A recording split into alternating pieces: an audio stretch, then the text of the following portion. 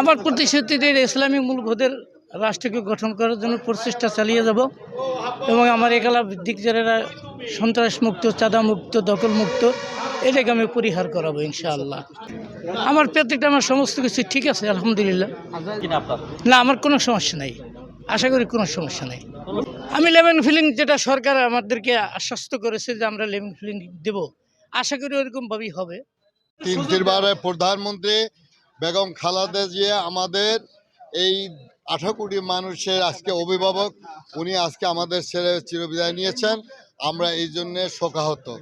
আমি এই জায়গায় নমিনেশন নিয়ে আজকে যে আমাদের ইস্যু হয়েছে আলোচনার মধ্যে দিয়ে আজকে যাচাই হয়েছে, ইনশাল্লাহ আমারটা ঠিকছে।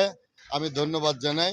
আমি সকলের সমর্থন কামনা করে সব মানুষের দোয়া চাচ্ছে আগামী নির্বাচনটা যেন অন্তত সুষ্ঠু এবং সুন্দর হয়, মানুষ যেন ভোট কেন্দ্রে যেতে পারে সেই জিনিসটা আমরা প্রত্যাশা করছি।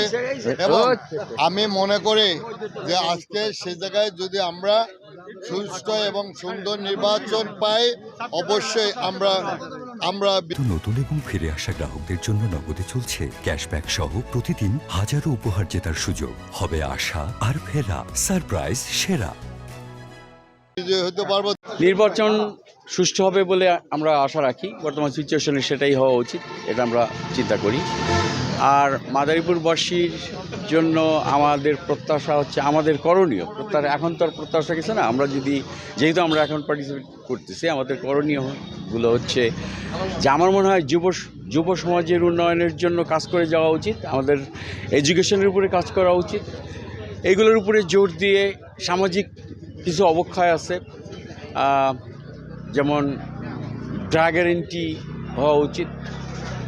আমাদের কাঠামো ভিত্তিক যেমন হসপিটালটা অনেক দিন যাবৎ পড়ে আছে, এই দিকে নজর দেওয়া উচিত। তো সব ঠিকই আছে, নেক্সটে আবার বোঝা যাবে যে কী পর্যায়ে গেছে, তখন বলা যাবে। এখনও everything is so far so good.